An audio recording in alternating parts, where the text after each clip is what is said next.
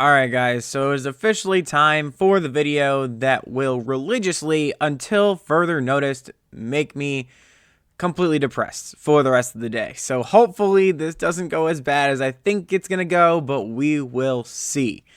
And if I'm not being too obvious, this is going to be my 2026-2027 Browns preseason preview and predictions. I'm going to go through our key departures, some signings we made in free agency, of course the draft, and a few other things, as well as a game-by-game prediction for each one of these games the Browns have scheduled for the regular season. So let's just get into it. Obviously, if I would have made this video a week before everything happened, I would not have had as much to talk about, honestly. But I'm really glad I did. I unfortunately had some technical difficulties last week, so I wasn't able to get the video up, but it was a blessing in disguise. Deshaun Watson does Deshaun Watson things. We will also be talking about that in this video as well. But before we get into that, let's go through some of the Browns' key departures from last season to this season. So, of course, the big one is going to be Myles Garrett. That is going to be the big one. Of course, he is now coming in as he's now going out as Jared Verse is coming in from that trade with the Rams. I still don't like it. It's kind of grown on me a little bit.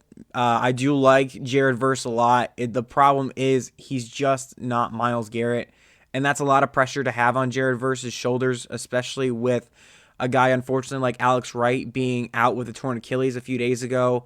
It was announced that he is now out for the season with a torn Achilles, and that, that DN2 spot is looking a little weak right now, and you really wouldn't have had a concern about that last year, and of course seasons down before that, because we had Myles Garrett. And with a guy like Jared Verse, I feel like you want a little bit more help than Isaiah McGuire.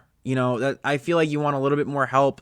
I think a guy like Zadarius Smith would have been a really good addition to that D-end room, even though he is older than he has been. Of course, the last time that he was here, he still would have been a good contributor on that defensive line. Unfortunately, he is not signing with the Browns. I actually forget where he went, but he did have a deal with the Browns. He backed out of it to sign with another team. I'm honestly kind of disappointed in myself that I did not write that down. But,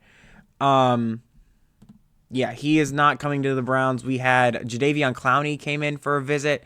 I am beyond relieved that that did not happen, and he is, I think, in Houston.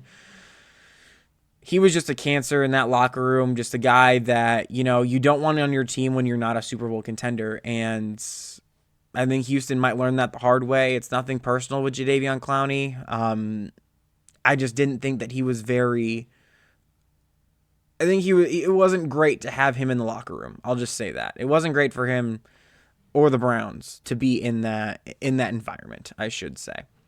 So Myles Garrett, of course, is gone with the trade. Devin Bush signing with the Bears. David Njoku is also gone. Wyatt Teller is gone. Ethan Posick is also left in free agency. Jack Conklin also did get traded in this offseason. Joe Bitonio, of course, retired really late. I honestly thought that he was going to come back and kind of be a depth piece for us this year.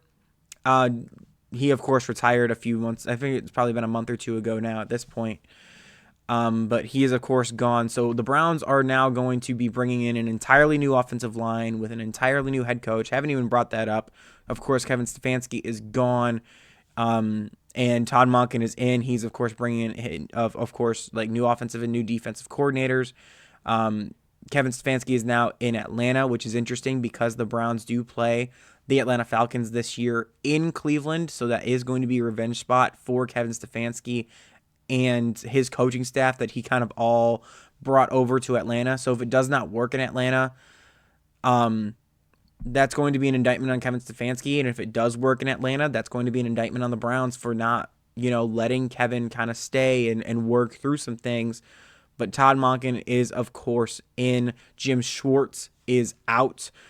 He also left in kind of that, that free agency, not free agency, but when the Browns were looking in that market for a new head coach, Jim Schwartz was there. And I've talked a little bit about that when Todd Monken got hired. I just did not think that Jim Schwartz was a good enough option for the Browns.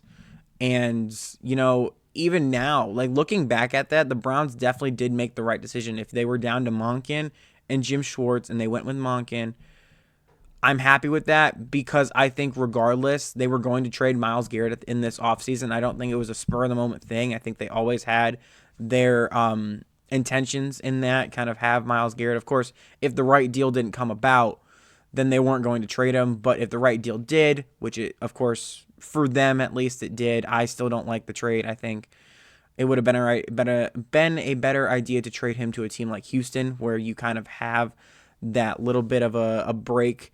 If CJ Stroud and that offense struggles again, there's nothing that Myles Garrett can really do over there. And you kind of end up in the opposite spot that you were in with the last blockbuster trade from the Houston Texans and the Cleveland Browns. We'll also talk about that as well. So I think the right spot would have been Houston.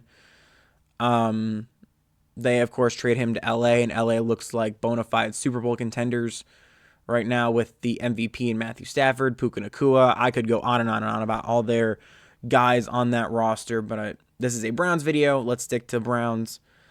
So those are really all the key departures there. Myles Garrett, Devin Bush, David Njoku, Joel Bitonio, Wyatt Teller, Ethan Posick, and Jack Conklin, all guys that are leaving.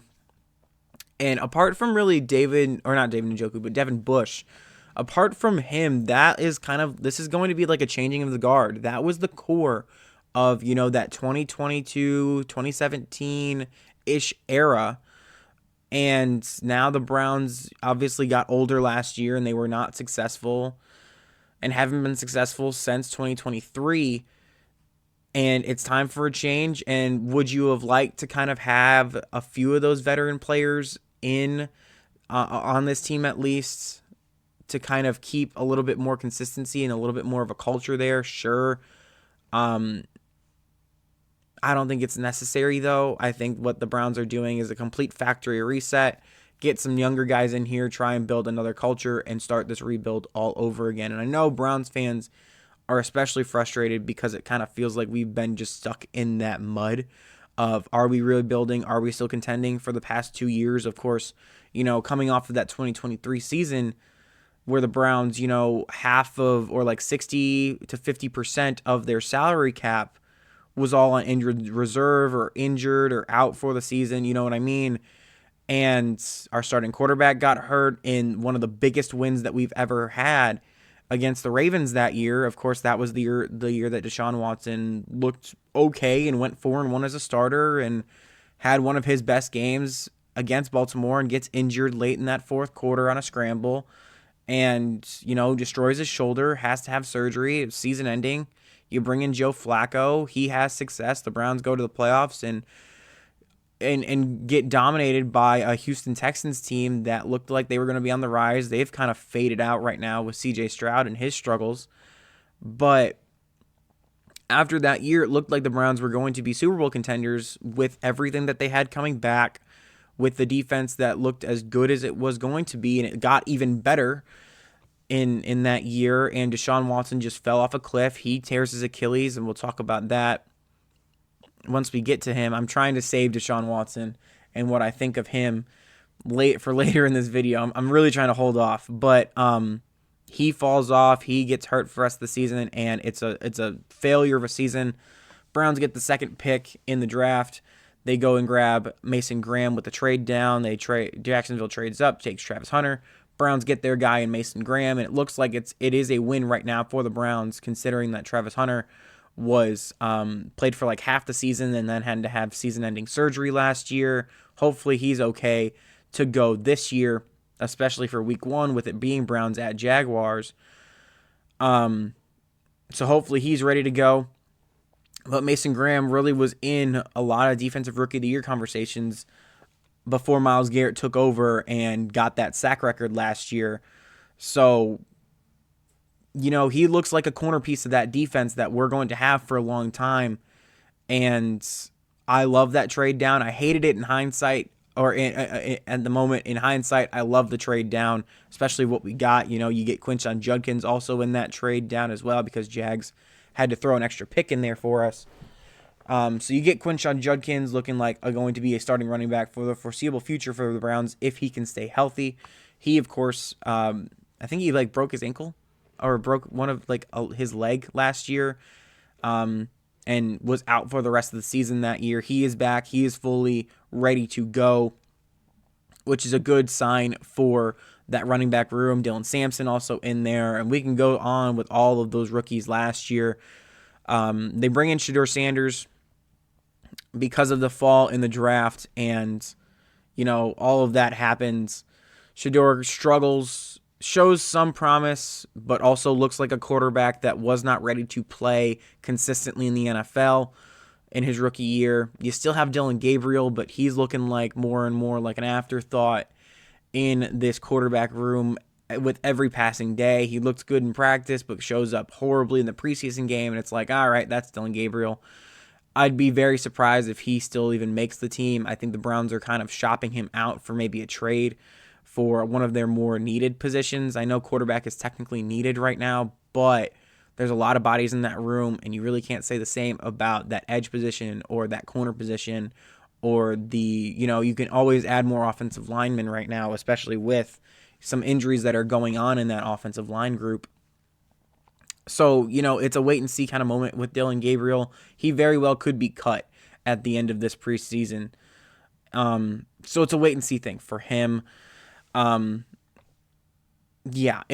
a wait and see game with all of those young guys. We'll talk about a few of these free agent signings that the Browns also brought in. Let's actually talk about that right now. So the first one I have down here is Zion Johnson. He is going to be a guy that I'm looking to maybe go into guard or even tackle if need be. He was a free agent acquisition. Elton Jenkins, who was on the Packers last year and struggled after he had that injury. I'm hoping that he can kind of be that veteran leader in that offensive line room that knows what it takes to be a successful offensive lineman. The best possible scenario for him would have been to play at guard and have Parker Brailsford, an Alabama rookie, coming in. He is unfortunately dealing with a few injuries, so it doesn't look like he's going to be ready to go for the opening portion of this. So we're going to have Elton Jenkins most likely at center to start the season. We have Quincy Williams coming in at linebacker. He's going to be taking over that Devin Bush kind of role there at linebacker, which is huge because, of course, we're losing Devin Bush, but also losing JOK most likely for the rest of his career. So a must get in free agency to kind of add that veteran leadership in Quincy Williams from the Jets, and also have a guy like Carson Schlesinger, who was of course, the defensive rookie of the year last year. And then you have Titus Howard, who's going to be playing the tackle position, acquired him from the Houston Texans, and I think that's a huge get for us. Yet again, another lineman that's going to have a veteran presence in that room. And, it's not like he's horrible. It's not like he's not going to be a traffic cone for that offensive line. I really like that signing, or that trade rather. You really didn't have to give up very much. I think you maybe had to give up a pick or two to go get him, if I remember correctly. But nothing major to go get Titus Howard. And I think that's a really good option for a rental piece in that offensive line room. And let's move on. Speaking of offensive line, let's move on to the draft picks that the Browns got. There's a lot of draft picks to go over here. Some look very promising. Others do very much not look promising right now. One in particular. But we'll get to him. So Spencer Fano was the first pick in the Browns draft this year. They took Spencer Fano with the number 9 pick. The Browns are obviously hoping that he is going to be the tackle, whether that is right or left, of the future. He, of course, played tackle at Utah and, was obviously a top 10 pick for a reason. The Browns looked at, they had their options for offensive line, and they chose Spencer Fano. And Andrew Berry has shown that he is at least borderline competent when it comes to drafting, and I'm willing to kind of let that go, even though it wasn't my personal choice at the time. Obviously, if you want to go back, there's a short on my channel that is very, very popular, of me reacting in real time to that pick. I'm willing to let it go, and even though I technically really don't agree with it wholeheartedly, I don't think it was a home run that people are thinking. But if he can slot in at that tackle position and be a cornerstone for this future offensive line group that is going to be, filled with veteran talent, but also going to be young, I like it a lot. If he slides into guard, I don't like it as much. If he can't succeed at any tackle position and he has to slide in at guard or even center, that's going to be an issue considering that this was a top 10 pick for you. But Spencer Fano, I have faith in you right now.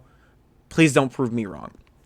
The second pick was, of course, Casey Concepcion out of Texas A&M, wide receiver out of Texas A&M.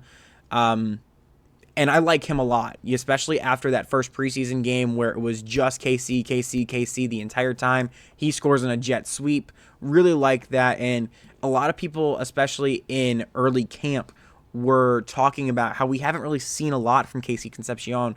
And the reason because of that was he's not going to be, the guy that is going to make these amazing catches and one-handed catches and all these like one-on-one balls. He's not going to win very many of that. He's obviously capable of doing it.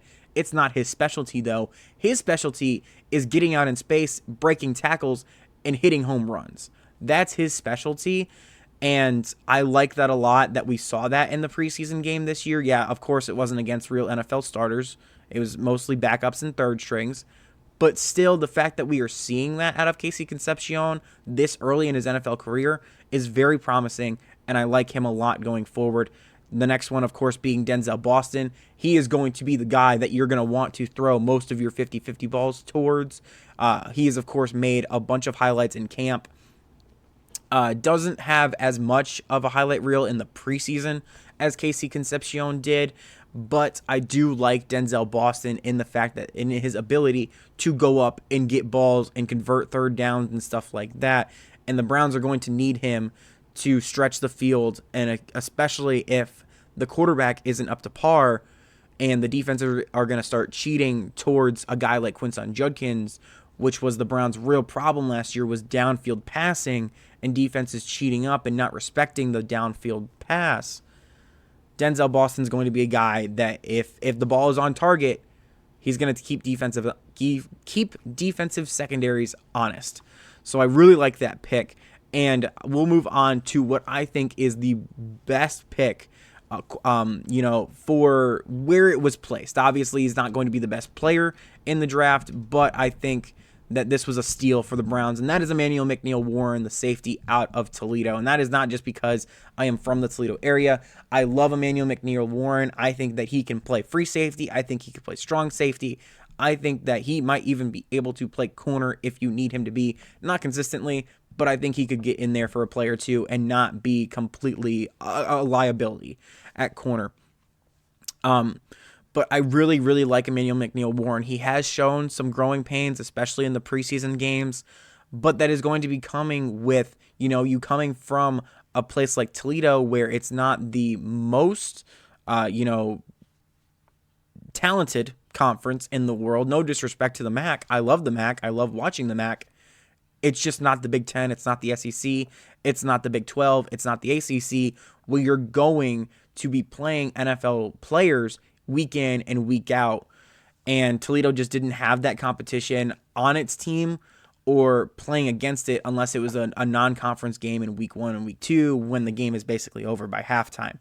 So I love Emmanuel McNeill-Warren. I do think there are going to be some growing pains, but once he gets up to the level that I think he's going to be able to get up to, that's going to be our next cornerstone of this defense, and I really, really love that. I think if Ronnie Hickman improves as well, there's your 1-2 combo. Grant Delpit is only going to get older here, so I do love that. And Grant Delpit is relatively young. I think he just turned 30, maybe. But I do love this Emmanuel McNeill-Warren pick for the future of this defense. You have Austin Barber, who I think is going to be a little bit more of a project at offensive line. He has, of course, played tackle at Florida. I think he's going to be more of that guard center position, interior offensive line. I don't see him as an NFL tackle. He could prove me wrong. I think the Browns also see him as an inner offensive lineman that's playing, guard or center. I think that is more of a depth piece right now and a little bit more of a project for this Browns offensive line. And then you have a guy like Parker Brailsford, who I mentioned earlier, who I thought could have the potential of getting in at that center position to start, and unfortunately just hasn't happened with the injuries that he has suffered. And I think that maybe later in the season that he could slot into that starting center position or even guard. But right now I just don't see it, especially with him trying to get back from an injury and still trying to catch up to everybody that has been healthy the entire time, like a guy like Elton Jenkins. I just don't see it right now. Maybe after the bye week. I would say at the very earliest is after the bye week here. I just don't think that he's going to be a starter at any position for the first half of the season here. But a good player. I know I make jokes about that Alabama offensive line. I really wasn't concerned with the interior of it, even though it was not great last year. I was more concerned about the tackles. I did not want to touch any of the tackles at Alabama. Fortunately for us, we did not draft any tackles at Alabama in this draft. And then speaking of Alabama, you have a linebacker in Justin Jefferson, who is also going to be kind of your project guy that you take in the later rounds, that is hopefully going to be able to replace a guy like JOK. I'm not saying that he's going to reach the ceiling that JOK does or did. I don't even think he might not even reach the floor that JOK had at that linebacker position. I just think that is just another body to fill in the rotation to replace a guy like JOK. And it's going to be, and we've been dealing with it for a couple of years now with JOK being on the shelf and looking like he is more than likely going to retire, unfortunately. I like Justin Jefferson as a project. This was the fifth round of the draft. So these are all going to be project guys. There's not going to be week one starters on the fifth round unless something drastic, of course, happens and you find a real gem. I like Justin Jefferson a lot. I don't think that he is going to be an X Factor type player in his rookie year, but I'm looking forward to see what he can do in a Browns uniform. And then you have the real controversial pick, not at the time, but now in hindsight, in round 5, the tight end out of Cincinnati in Joe Royer. And I'm not going to get into what his controversy is. You can look it up if you want. I honestly have questions that he is even going to be on the team at the end of preseason. It's getting that bad. I don't think he's practiced at all. He's definitely not played in any preseason games. It looked like he was going to be a backup for Harold Fainin, and it honestly is now looking like he might not even be on the team. The Browns have been open about their search for a backup tight end. I'm just hoping that whatever it is that Joe Royer is dealing with, that he figures it out and maybe he can join the team in the future. I'm going to lay off of that though. I'm not going to comment on it. And then you have a project quarterback in Taylon Green that you took in the 6th round, late in the 6th round. Yet again, like I just said, a project quarterback that, is an athlete. And I would not be surprised, honestly, if he ends up like a Terrell Pryor or even a Braxton Miller. I know those are both Ohio State guys, but bear with me. A guy that is a really, really good athlete that ended up playing quarterback because, what was it, Arkansas? I think he played for Arkansas. They just didn't have anybody else there for him that could, eclipse him at quarterback. I think that he could play like a running back or receiver later down the line if quarterback doesn't work out. But really, really good athlete. I don't think he should play at all this year. I think he should just be learning behind everybody there. But yeah, I think that he is the project of all project quarterbacks in this draft class. And it's a flyer, and it's round 6 also, so it's not a big deal if you miss on a guy like Taylon Green at quarterback, especially because the Browns are more than likely going to be in the market for a new quarterback at the end of this season. And then you have a guy like Carson Ryan. also a tight end. That was their last pick, I think out of UCLA, if I'm not mistaken. Just another project guy that you're probably going to end up using on special teams for the majority of the year. Just a flyer, not a whole lot to really think about him. But hopefully he surprises some people, and maybe he can become the backup for the Browns instead of a free agent acquisition or a trade that the Browns have to make. So those are all the draft picks for the Browns, and that is going to be, we're going to take a pause on my professionalism as a Browns fan and as an analyst, I guess you could call me, because now we're going to go into some ranty things. And yes, without being too vague, I am talking about this whole drama with Deshaun Watson, and by now it's all old news, and you guys have all seen it, and he's even come out with an apology. Why don't I just roll the clip for you, just in case you haven't seen it, and if you have, give you a refresher. So let me play that right now. Obviously, we had talked to you about before the game, like how you might respond to whatever the crowd reaction was. Obviously, there were some boos out there. Just what was your kind of reaction in the moment? I mean, I didn't have no reaction. I think the biggest thing is, I think you guys know too, and I think the whole world knows. It has nothing to do about the performance. It's a little bit personal than that. So, I think that's it's a disrespectful thing. So, yeah, I mean, I'm gonna keep whatever I feel with me and my family internally on how I feel about that, and yeah, just move on. But don't you think, Deshaun, that winning and playing better would eliminate some of that booing? Last time I played on this field, I tore my Achilles. And that same fan base, they cheered when I got hurt. So, does that have to do with, what does that have to do with anything about performance? When a person get hurt, especially for your own city, and they cheer. Does any of that make you regret coming here? No, I don't regret anything in my life. You know, I think the Lord put me through situations for a reason, so I don't regret anything at all. But, you know, I had different thoughts on how it was going to be, but, you know, it is what it is. You know, sometimes, you know, the tables turn, and I'm patient enough because I'm a child of God to, you know, wait for that time to change. So I'm not tripping on it.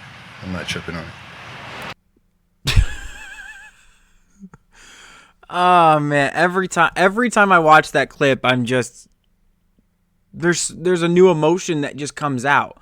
So first of all, isn't it ironic that Deshaun Watson is saying poor me as he is fixing his multi-million dollar, no, not $1 million, but like it's an expensive diamond earring, looks like a diamond earring, but like it's probably a very high quality earring.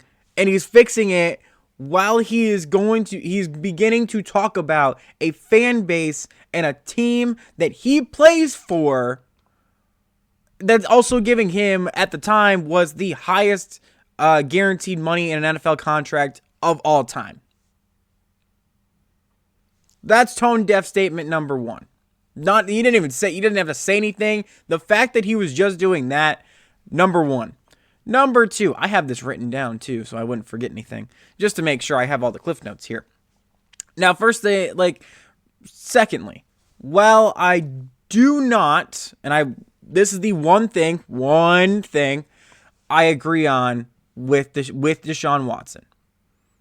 In no scenario is it okay to boo somebody when they get hurt, especially an Achilles tear. In no scenario, regardless if it is a home team that you were booed, like a player on your team or a player on another team. You know, we've had the same controversy in 2019 when Kevin Durant did the same thing. I also think that he did tear his Achilles in that game against Toronto that basically ended the Warriors dynasty in basketball. Same thing, Toronto basically got caught cheering because Kevin Durant, you know, got injured and turned the ball over, and the Raptors got, you know, 3 points out of it and went on to win the NBA Finals that year. That was also a very controversial thing. I do not agree with booing NFL players or sports players in general when they get, or cheering, not booing, but cheering NFL players or sports players in general when they get hurt. I don't agree with it at all. There is no scenario where it is justified, regardless of who the player is, regardless of how much you seem to hate him.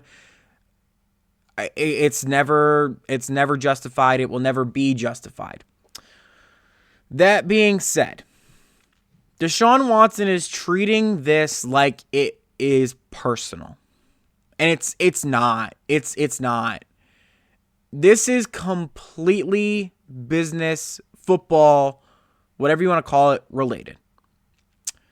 It is not the fact. It would be one thing if this was 2022 and Deshaun Watson in his first game back in the Browns uniform. If it wasn't in Houston, it was in Cleveland, and the Browns fans boo Deshaun Watson from in his first game as a Brown. He tears his Achilles, and the Browns fans cheer. That would be one thing. That's not what happened. Deshaun Watson came in 2022 and played not great.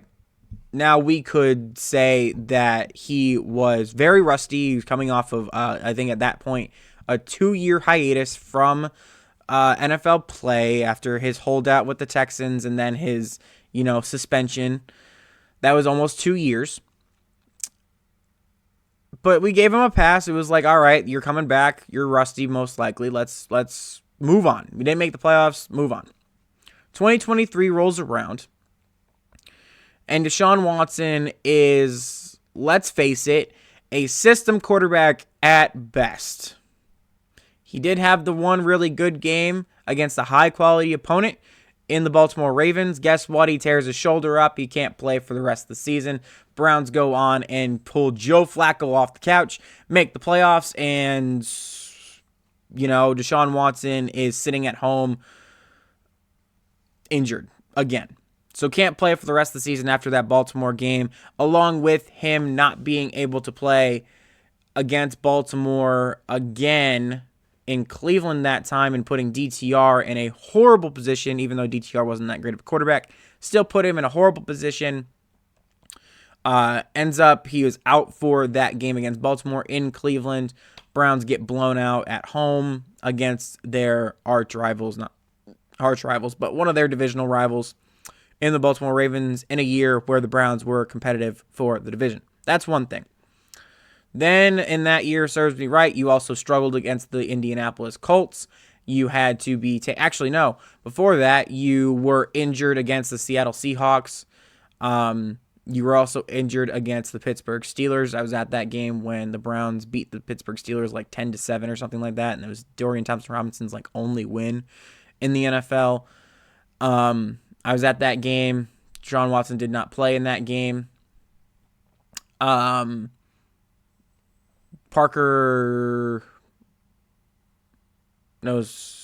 Walker. There it is. PJ Walker comes in for a couple of games. They lose to Seattle. Watson didn't play in that game. He comes back. This is just going off of memory. He comes back against Indianapolis, completely struggles, gets quote-unquote injured, gets pulled for PJ Walker. PJ Walker comes in and saves the Browns from a inexcusable loss against the struggling at the time Indianapolis Colts. And he comes back for the Ravens game. Everything that I just said happens. All right. Cool. We're all good there so far, right? We can give him another, hey, you got injured. All of our team was basically injured by the end of the 2023 season. But we made the playoffs with a jacked up team. We should be Super Bowl contenders, or at least playoff contenders, in 2024, right? You're bringing back basically everybody. The defense gets better. And, it looks like it's going to be set up for a very successful season. You had Amari Cooper still that went over 1,000 yards the year before. So you had proven guys at basically every position at offense. David Njoku also coming off of a big year in 2023. And 2024 happens. Fun fact, I was at the Dallas Cowboys game in week 1 where Deshaun Watson completely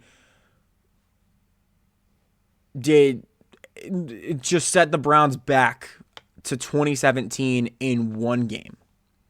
All it took was one game for our Super Bowl hopes, our playoff hopes, honestly, to be gone because you knew Deshaun Watson was not it. One game. That's all it took. For Deshaun Watson to be considered, at the very least, assistant quarterback to one of the worst quarterbacks in the NFL. That's it. One game, you knew it. Even though Browns fans at the time probably didn't want to admit it to themselves, you knew it. So that happens. He looks horrible against Philadelphia, looks horrible against Washington. Everyone's calling for him to be benched at this point. The Browns, they get a win against Jacksonville. No help from Deshaun Watson in that game as well. Still somehow get the win against Jacksonville, which ended up being the game that secured Jacksonville's number 1 pick that year. No, that's not true. Jacksonville didn't get the number 1 pick. I'm just going off memory here. But Jacksonville was also one of the worst teams in the NFL. That year, Browns beat them in Jacksonville for their only win of the season for a vast majority of the time. Yeah, and then Deshaun Watson pops his Achilles against the Cincinnati Bengals team, and we're not even talking about that Bengals game yet. Have we not mentioned, it's one thing that, you tear your Achilles in the first play of the game, maybe you could have beaten the Cincinnati Bengals. That would be one thing. It's a whole nother thing. When did Deshaun Watson even tear his Achilles? Third quarter? Fourth quarter? In that game, the Browns were struggling to get past midfield against the Cincinnati Bengals, a team that they have owned since Joe Burrow was at LSU in 2019. You can go back to 2017 where the rivalry was kind of competitive. Then the Browns kind of took it over. Joe Burrow didn't get his first win against the Browns until 2022, 2021, where the Browns season was basically over and it was in Cincinnati. Joe Burrow didn't get his first win in Cleveland until 2024, 2023, somewhere in there. I might be missing a year, but Joe Burrow, it was a long time before Joe Burrow had a win in Cleveland. So yeah, not great. You go in to that game. Browns struggle as much as they do. And no crap, the fans who have been calling for you to get benched have a reaction when finally the decision has been made for us. Now, I'm not saying it was the right reaction, but it was the reaction that they had. And if I'm being completely honest, I think every Browns fan can admit that once Deshaun Watson did get injured, not saying that this is right, but there was a little bit of a relief of all right, we're finally done with this. Sorry, it's not personal. You just weren't good enough to be a franchise quarterback in the NFL anymore. And it's probably because you also were dealing with so much stuff off the field and you couldn't figure out how to be a good elite football player like you were in Houston when you weren't the good guy. There was a guy at ESPN that I think did a big story on Deshaun Watson, how he was a stand-up guy, and Deshaun Watson was used to being a guy that everyone kind of looked up to, and it flipped like that because of all the allegations that ended up coming out. And not to mention, when Deshaun Watson did get injured, Jameis Winston came in and was successful and led the Browns to a touchdown drive, if memory serves me right. Browns still lost that game, but Jameis looked a whole lot better than Deshaun Watson in that game against the Cincinnati Bengals defense that was not good, borderline terrible.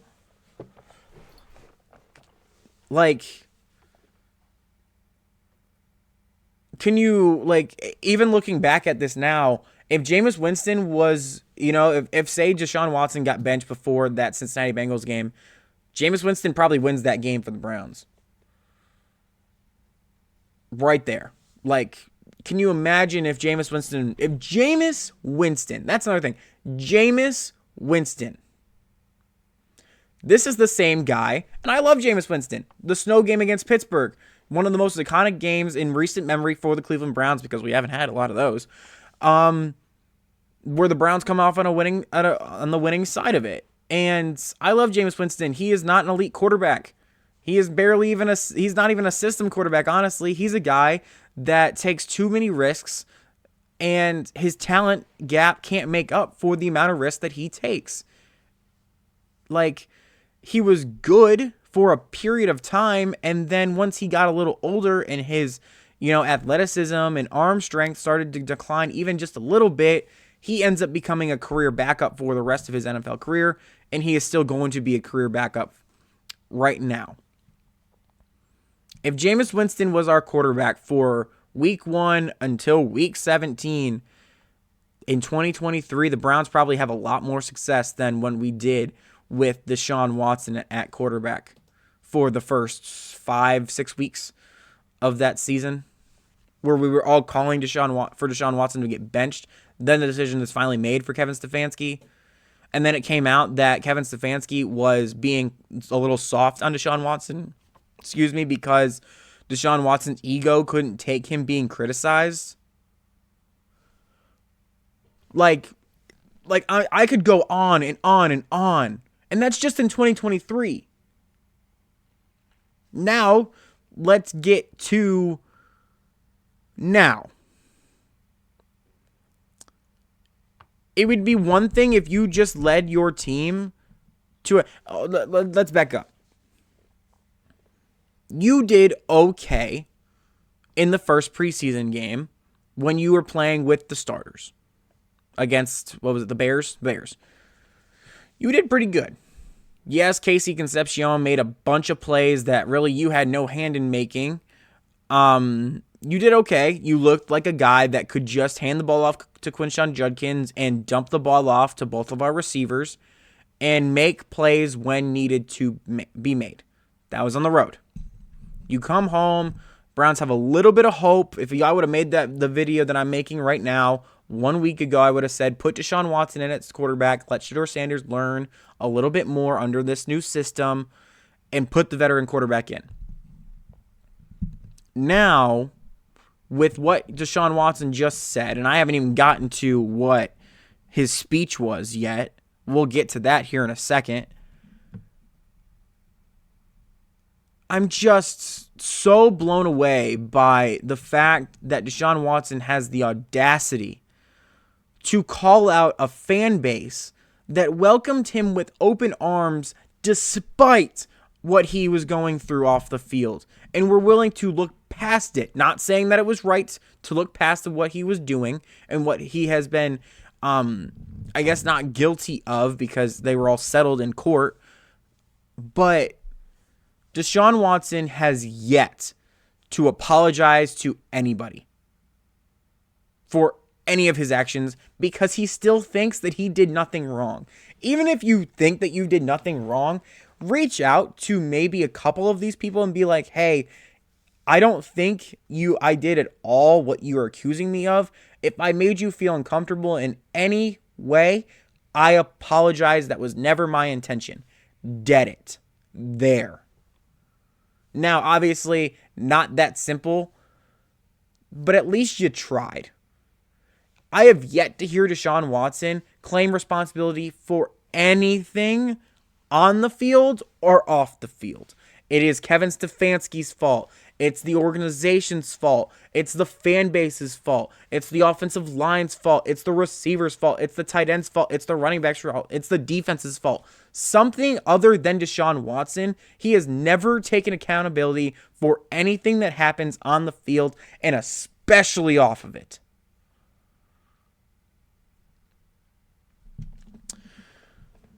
So that right there was the epitome of, why do we still have him on this team? Because I was team let Shedeur develop. And that is not a popular opinion, because no one likes Deshaun Watson. But it's kind of like, well, what else are you supposed to do? Because the season starts in a couple of weeks. You have your last preseason game, and then you're going on to the regular season.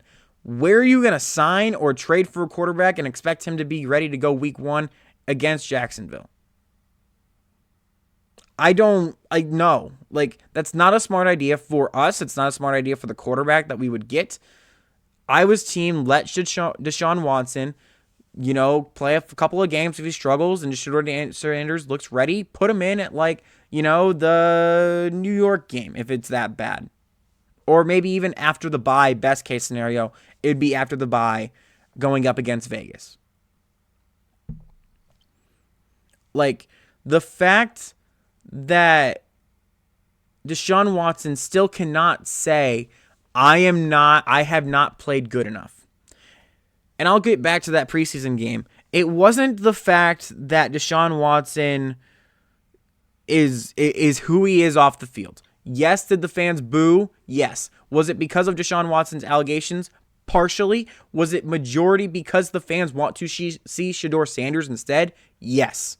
And that little bit, can you keep in mind, there was a rain delay in this game, and it's also a preseason game, so maybe a quarter of the stadium was full at this point. And that amount of people booing you, keep in mind you were an NFL quarterback. I'm sure many people have said worse things to you in your entire life. And a boo shakes you that much where you can't complete a pass against fourth stringers that are going to be in the XFL in 2 weeks. Like, these guys are going to be selling houses in a couple of months. And you can't complete a pass against them. Get out of my face. Why should I trust you? And of course, now that we have to put up with this, Deshaun Watson is now announced as the starting quarterback for the Browns for Week 1 against Jacksonville. Why?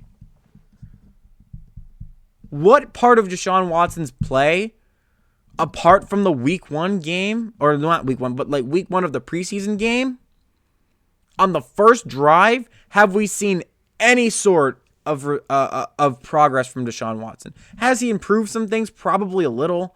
But he's also a guy that you're going to look at practice and be like, wow, why can't we get this in a game? And we go to Sunday, and he looks like a deer in headlights. He's throwing picks. He's underthrowing. He's overthrowing. He's not getting out of the pocket when he should. He's taking sacks. He's letting go of the ball. Like, it is going to be so frustrating watching this guy destroy this culture that we're trying to build as a franchise right now with so young guys. We have Taylon Green coming in at quarterback that is going to be learning under Deshaun Watson.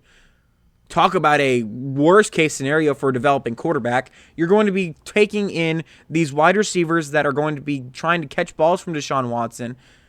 And Deshaun Watson can't even get a ball out of his hand to throw it at all. His shoulder still looks rocked. His Achilles is clearly still bothering him.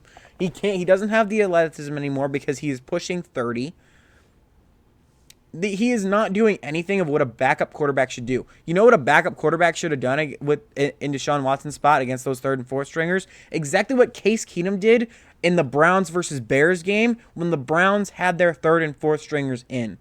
Case Keenum looked comfortable. He knew exactly where to throw the ball against the specific zones that the Browns were running, and they were running base formations. It wasn't anything, complicated. And same with the Bills game. Bills weren't running anything complicated. Deshaun Watson just could not get the ball out of his hands because he was that shaken about a few thousand people booing him at the Browns stadium.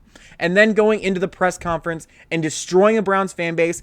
Guess what, you idiots? It's only going to get worse now. Forget your apology that you just put out maybe a day or two ago. Forget it.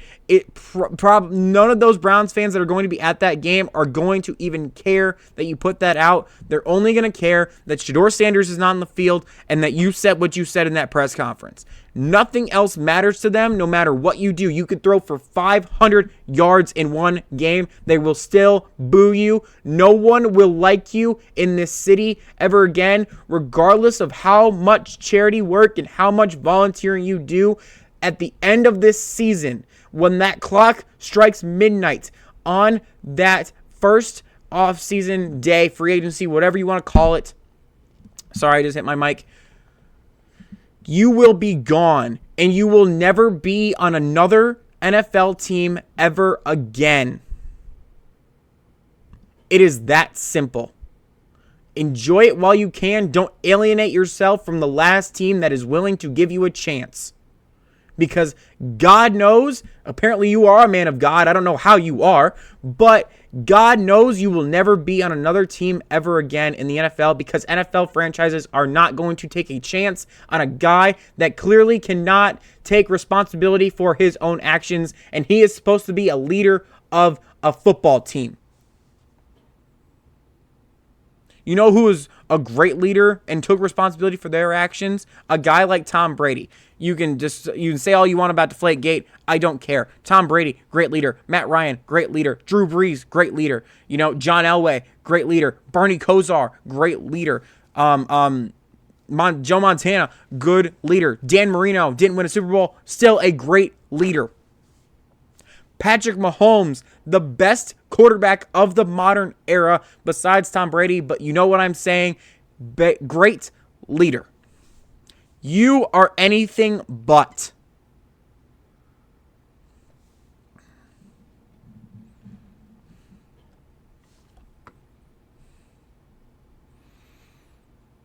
All right, I think I'm good now. I think I'm okay. So let's get back. I'll take a deep breath. And let's get back to being professional. I just had to get that out of my system.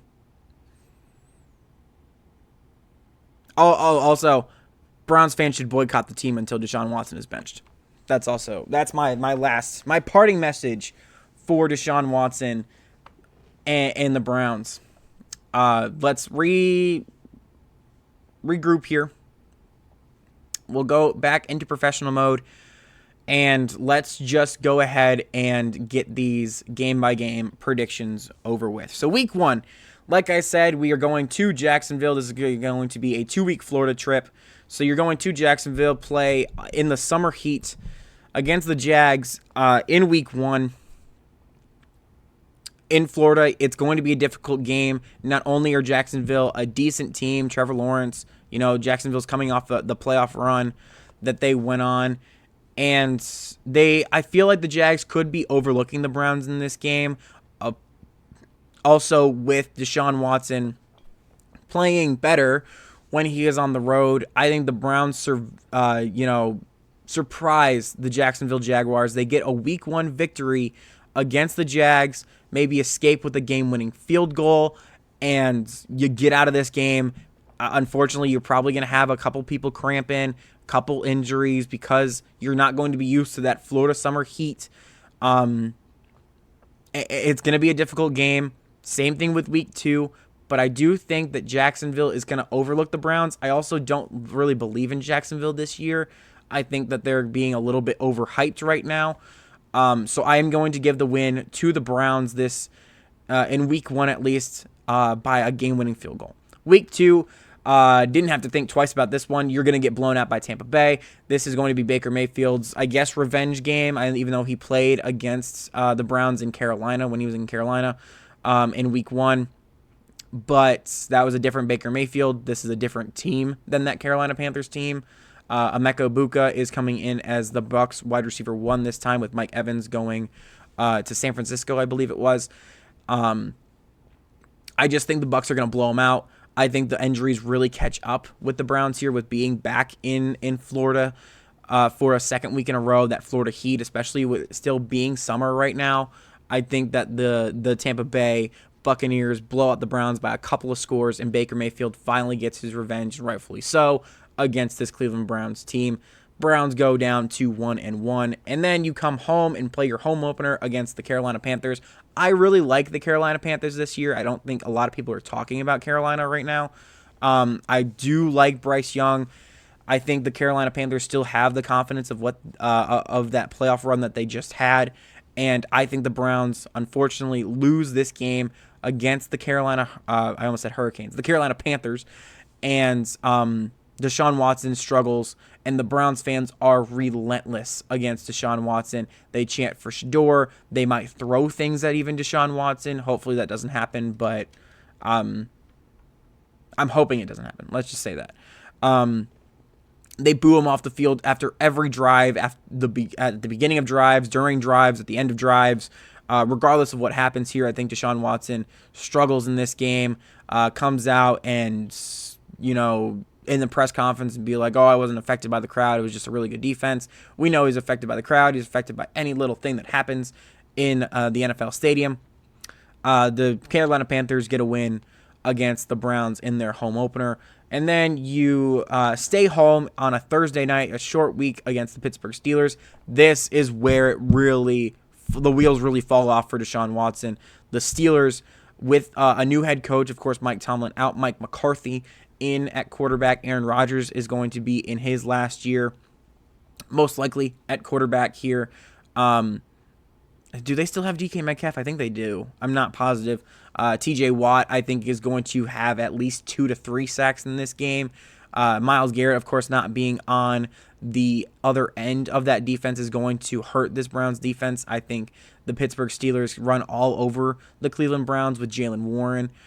And unfortunately for us, I think the Pittsburgh Steelers beat the Cleveland Browns on Thursday, and I believe end their streak of not winning divisional games on Thursday night.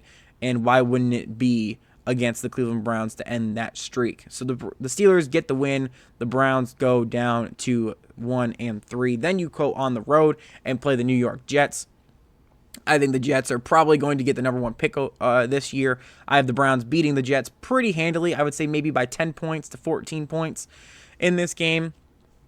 Deshaun Watson still doesn't look great, but has a little bit of a bounce-back game. I really like Quinshon Judkins to go off in this game. It's not going to be as cold as it was last year. Of course, it being later in the season when the Browns and Jets played last year. I think the Browns have a little bit more confidence, and I actually think that Jared Verse has a really big game against this Jets team, where I believe Geno Smith is still their starting quarterback, so not the most elusive quarterback in the world. I think Jared Verse and Mason Graham make a huge impact on that defensive line, and they take a little bit of anger out on the New York Jets. Browns get the win in MetLife Stadium.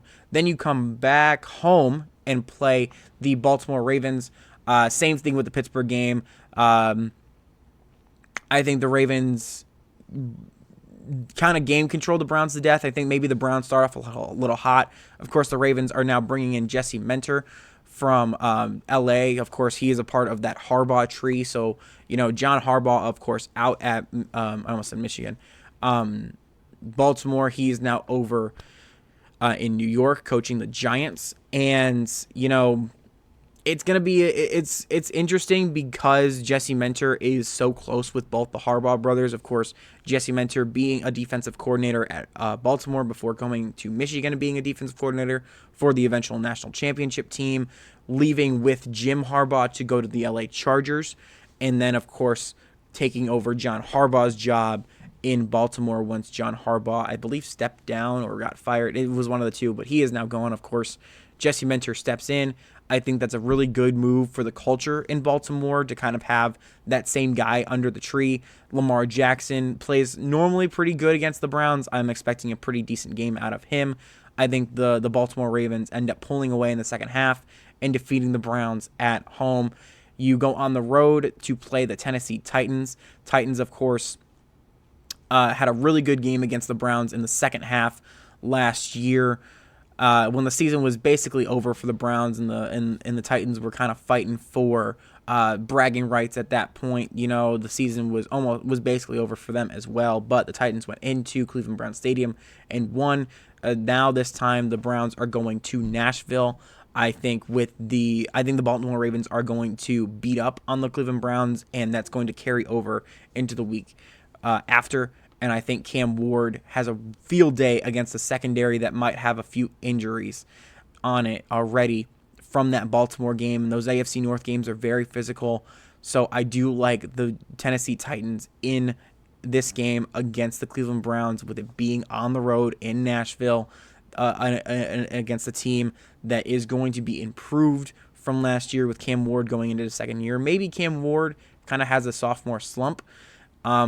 I just don't expect that right now. He wasn't a world beater last year in his rookie year, so I'm expecting maybe a little bit of a downside, but I think this is one of the games where Tennessee gets back on the right track and beats the Browns. Then you go to Pittsburgh.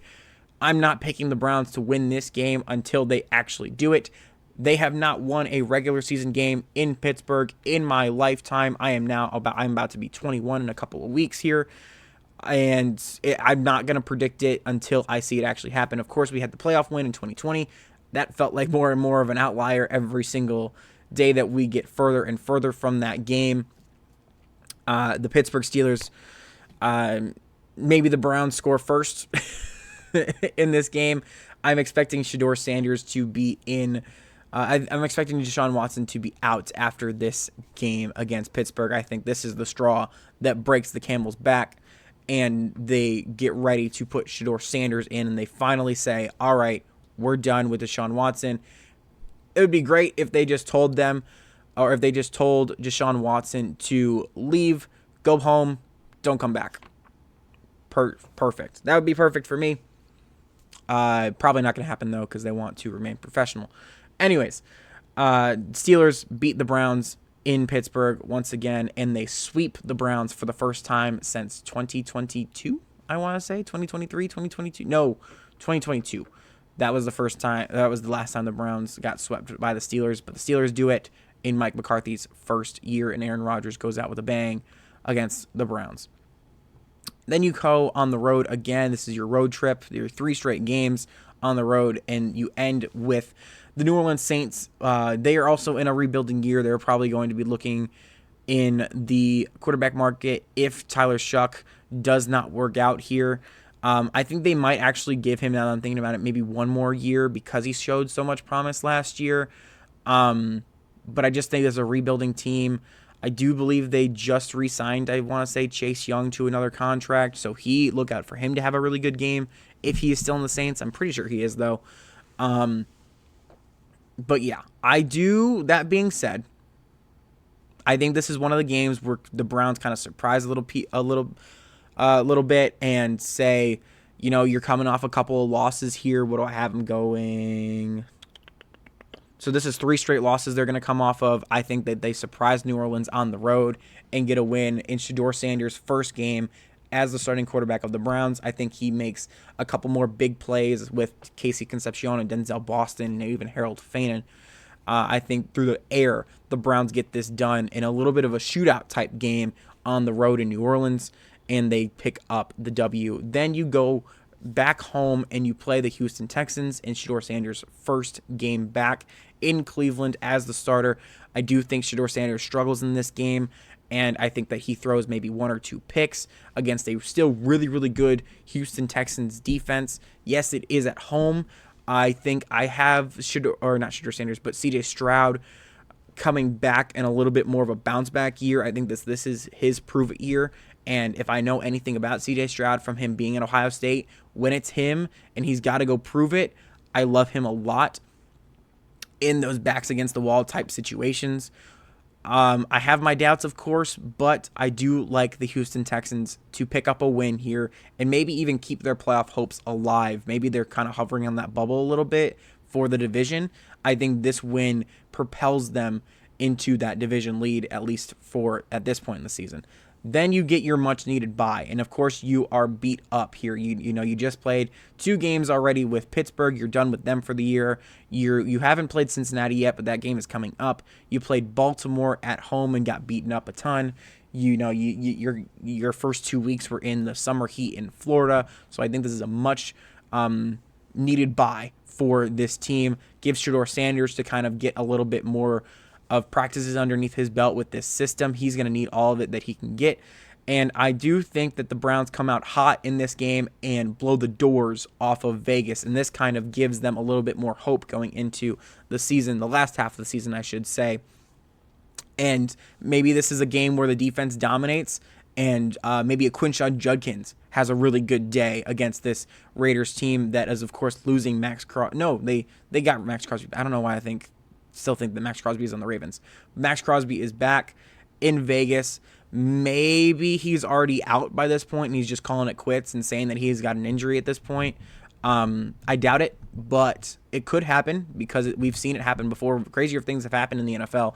So I do think Fernando Mendoza is going to be a decent quarterback. I think this is one of the games where he struggles against a game Browns defense. I think the Browns get one of their first wins at home in this season, and it comes very, very late in the season. let's see here. So I have them winning at Jacksonville, winning at New York. Those are both road games. And New Orleans, that's a road game. Yeah, so Vegas is going to be the Browns' first win at home, coming off a bye, so very, very late in the season. It's going to be rough, but I do believe that the Browns get this done against Vegas. And also, primarily or historically, the Browns have kind of struggled against the Raiders in recent years. I think this is the year because Fernando Mendoza is still a rookie and Ashton Genty is in his second year, and he's been dealing with a few injuries so far in his NFL career. I think this is a game where the Browns can go and get them. So moving on to the Cincinnati Bengals. This is a toss-up game for me. With Shedeur Sanders going in at starting quarterback, this is going to be his fifth game, I should say, as starting quarterback. Maybe he's he's due for a down game here against Cincinnati with that improved defense. I do like Cincinnati's ceiling. It's about where their floor is. Does Joe Burrow stay healthy? Can that offensive line block for him? How do the receivers look at this point in the year? They're always going to be elite at the top with Jamar Chase. What does the other receivers in the Cincinnati room do? That's going to be interesting. What running back steps up for Cincinnati? I think there's a little bit more questions than we're used to for that Cincinnati offense, on top of it not being a great matchup against Cleveland historically. In the modern era, I guess I should say, since Baker Mayfield was into Cleveland. Yes, this is a new coaching staff than the Cincinnati Bengals are used to. I just think history kind of repeats itself a little bit, and the Browns get another win at home for the second straight week, and they beat the Cincinnati Bengals, and they're on a high note. Then you come into that's going to be one of the more personal games on this Browns schedule. The Atlanta Falcons are coming to town, and at this point, I think the Atlanta Falcons are going to be done and out of the playoffs this year.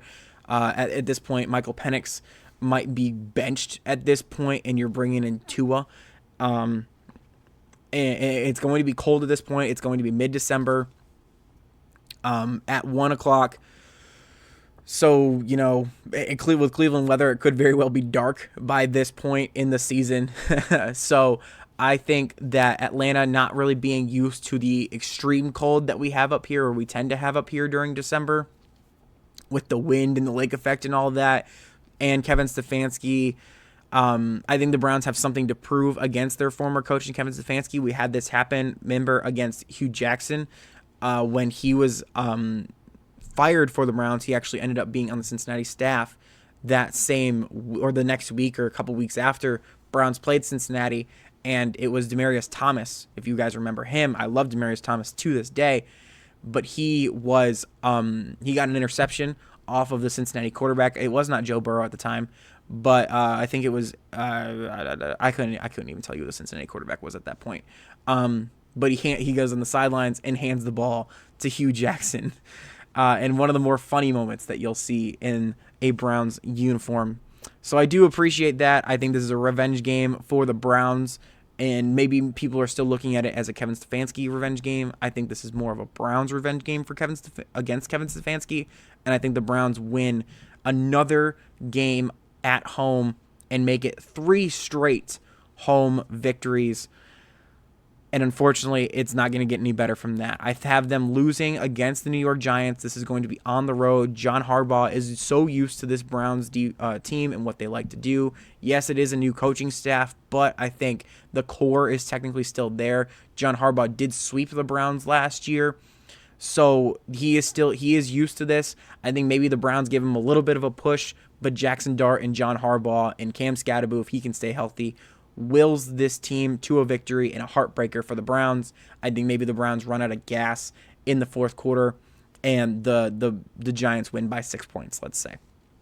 And then you go on the road and play in M&T Bank Stadium in Baltimore. I think Baltimore is making a playoff push at this point, if they have not clinched the division at this point, depending on what injuries happen and all of that.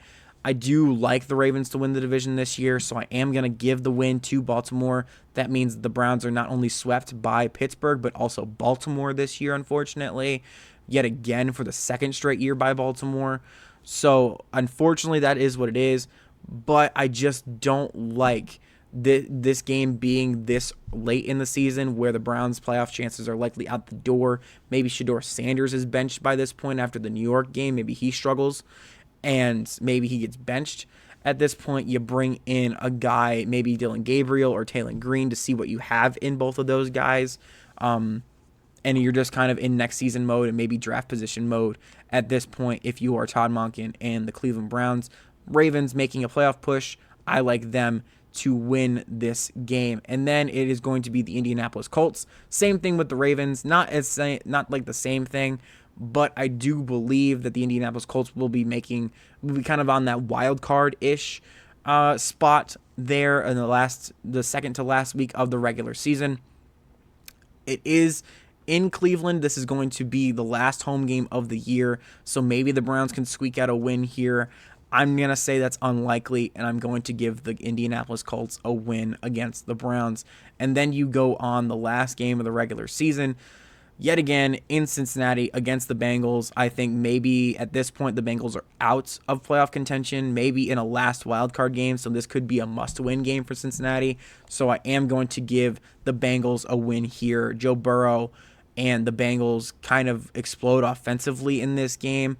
And, the defense just can't hold up without Myles Garrett on this team anymore. I think Jared Verse does have a decent season, but it's nowhere near the Myles Garrett seasons that we've been accustomed to. And the Bengals, kind of game control the